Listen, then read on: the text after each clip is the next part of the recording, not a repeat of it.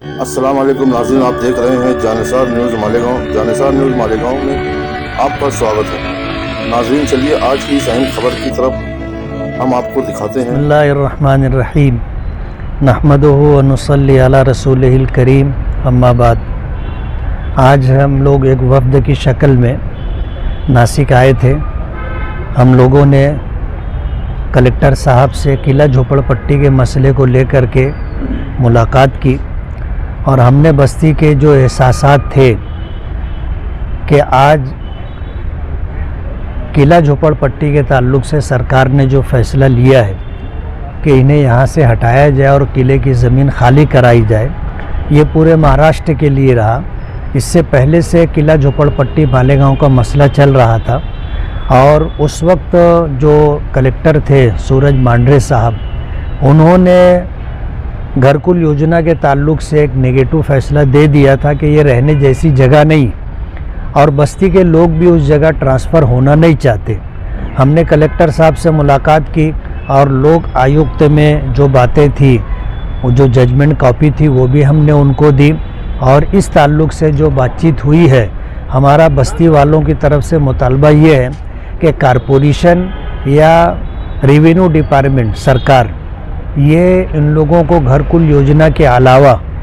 शहर में या शहर से लग करके जो भी मुतबादिल जगह है वो दें। बस्ती के लोग वहाँ पर घरकुल योजना में नहीं जाएंगे और अगर सरकार उन्हें उसके अलावा कोई दूसरी जगह देती है तो बस्ती के लोग वहाँ ट्रांसफ़र हो जाएंगे। ऐसा हमने कलेक्टर साहब से बात की। कलेक्टर साहब से मुलाकात से पहले हमने आईजी पुलिस डिपार्टमेंट में आईजी साहब से मुलाकात की और आईजी साहब का ये कहना था कि एक विज़िट ज्वाइंट विज़िट होनी चाहिए घरकुल योजना की,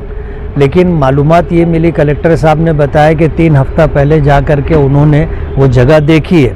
और तो हमने जो बातें कही उससे कलेक्टर साहब ने इत्तेफाक किया कि वहाँ पर जो है मूलभूत सुविधा नहीं, बुनियादी सहूलियात से महरूम वो जगह है जहाँ रोड नहीं है, पानी नहीं है, लाइट नहीं है, बच्चों के लिए स्कूल नहीं है, बीमारों के लिए हॉस्पिटल नहीं है और मरने के बाद लोगों को जो ज़रूरत पड़ती है कब्रिस्तान की, इसी तरह जो है शमशान भूमि की, ये सारी सुविधाएं वहाँ नहीं है। जब जाहिर बात है कि वहाँ पर ये सारी सुविधाएं नहीं है और वो जगह बस्ती से एक 10 किलोमीटर दूर है और उसी के साथ वहाँ डंपिंग ग्राउंड साथ में है, तो सेहत के लिए बहुत हानिकारक जगह है, इसलिए वहाँ पर बस्ती के लोग नहीं जाना चाहते। कारपोरेशन या सरकार रेवेन्यू डिपार्टमेंट की तरफ से कोई दूसरी जगह देवे तो इस ताल्लुक़ से बस्ती के लोगों के एहसासात को हमने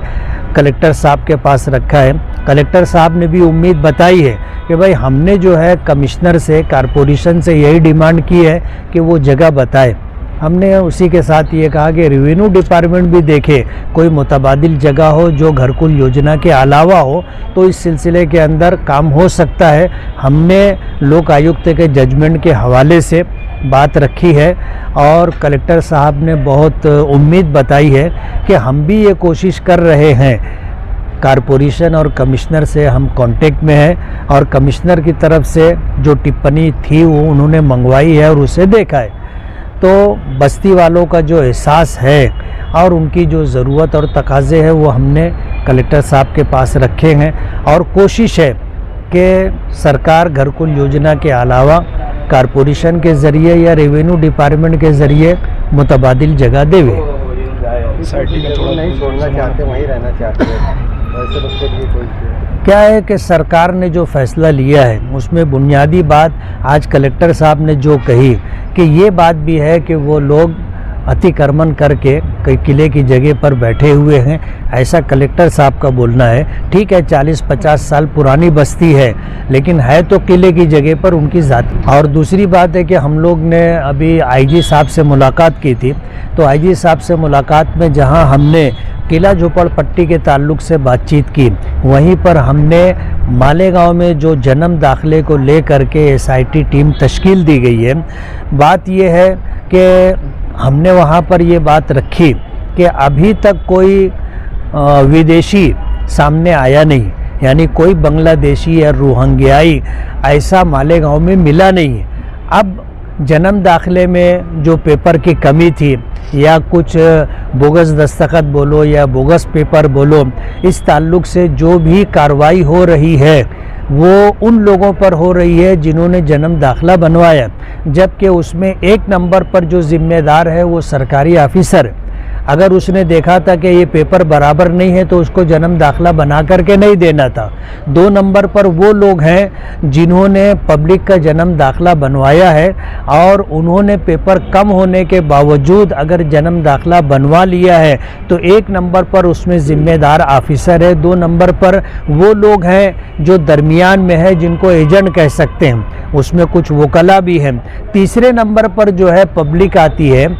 अगर कार्रवाई पब्लिक पर होती है जिसमें ख़ास तौर पर कुछ लेडीज़ को भी गिरफ़्तार किया गया FIR रजिस्टर करके, तो इस सिलसिले के अंदर उनको जल्द से जल्द ज़मानत मिलनी चाहिए और इस सिलसिले में SIT जो है मदद करना चाहिए कि जो पब्लिक है उनको तकलीफ़ ना हो। IG साहब ने इस सिलसिले में हमारी बात को तवज्जो से सुना और उन्होंने हमें हौसला दिया कि इस सिलसिले में हमने कैटेगरी बनाई है कि पहली कैटेगरी में सरकारी ऑफिसरान हैं, दूसरे में एजेंट लोग हैं, तीसरे में जो है पब्लिक आती है और इस सिलसिले में SIT टीम की तरफ से सहूलत मिले, उनका हेल्प रहे, इस सिलसिले में हमने बातचीत की तो उन्होंने हमें आश्वासन दिया है कि हम लोग इस सिलसिले में मदद करेंगे। कलेक्टर ऑफिस में है, राशनिंग के ताल्लुक़ से हम लोग DSO से मुलाकात हम लोग कर रहे हैं और राशन दुकानों से लोगों को जो अनाज कम मिल रहा है और इसी तरह जो पीले कार्ड वालों को अनाज मिलता है या सरकार जो मुल्क में 80 करोड़ लोगों को हर महीना जो 5 किलो राशन देने की बात करते हैं और उसी के साथ साथ जो है अभी जब ईद का मौका आया था तो मुल्क में तकरीबन 37-38 लाख लोगों को जो सौगात मोदी के नाम से दी जाने वाली थी, मालेगांव में कहीं भी इस तरह की कोई बातचीत नहीं हुई है। DSO से हम लोग मुलाकात करके इस सिलसिले में भी बात करेंगे कि गरीब लोगों को राशन दुकानों से पूरा अनाज मिलना चाहिए और राशन दुकानों पे जो बदउनवानी होती है वो बदउनवानी ख़त्म होनी चाहिए। इस सिलसिले में हम लोग मुलाकात करते हैं। अगर आपने अभी तक हमारा चैनल सब्सक्राइब नहीं किया तो हमारे चैनल को सब्सक्राइब कर